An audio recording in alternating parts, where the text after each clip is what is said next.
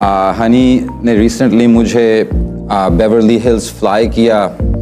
मुझे बिल्कुल हॉलीवुड का जो साइन है उसके सामने होटल में ठहराया, शाम को डिनर किया, रात को स्टूडियो गए और स्टूडियो में अपने लिए, अपने एल्बम के लिए गाना रिकॉर्ड किया। अच्छा, सोनिए सवाल पूछती, जो गाना रिकॉर्ड हो चुका है।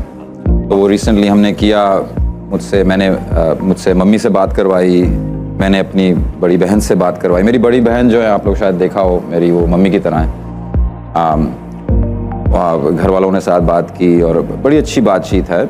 अभी सही हो गए? मतलब बीच में काफी हो गए थे। हमारी बातचीत उस जमाने से है जिस जमाने में लोग समझते थे हमारी लड़ाई है। अच्छा। हम एक दफा आज से बहुत 15 साल पहले भी मिल चुके हैं इंडिया में, किसी को पता ही नहीं है। ओके। एक ही होटल में थे, आ गए थे अचानक से हम। मेरा भी इवेंट था, हनी का भी था।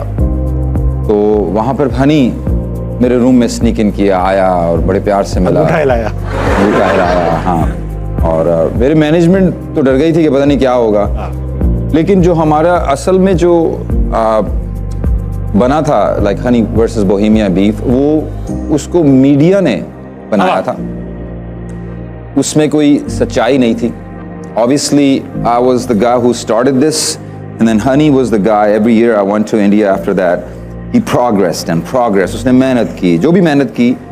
कभी आप सुनते थे कि सिर्फ बोहेमिया, फिर आप सुनते नहीं और भी रैपर्स हैं, और मैं फिर सुनते थे नहीं बादशाह हनी भी है। फिर आपने देखा कि हनी ने मजीद जो मैं, लेकिन अभी जो कंफ्यूजन है ना, वो ये है कि मैंने रिसेंटली बात करने की कोशिश की, एक पॉइंट करने की कोशिश की, जो कि लोगों को ऐसा लगा मैंने हनी के अगेंस्ट कहा है।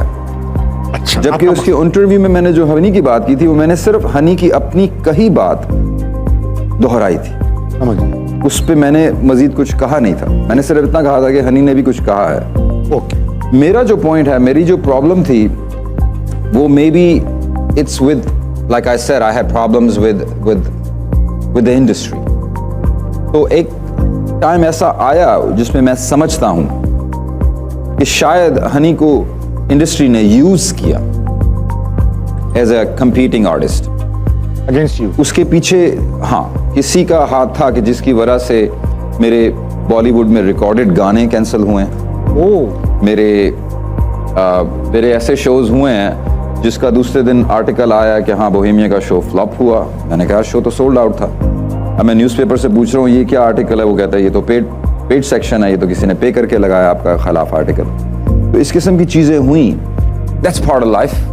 आई don't really care about it anymore, but I do think that at some point Honey may have been used to be weaponized against my success. उसमें हनी का कोई कसूर नहीं है, और ये मैं समझता हूँ। और दैट्स हनी के साथ मेरा उसके अलावा personally I have no problem.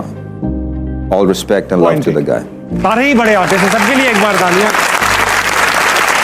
Bohemia भाई, आज प्रोग्राम का क्लोजर तो आप ही करेंगे, मगर आपके सामने दो लड़कों ने हिम्मत पकड़ी है रैप करने की। अच्छा। दावत कलाम दूंगा।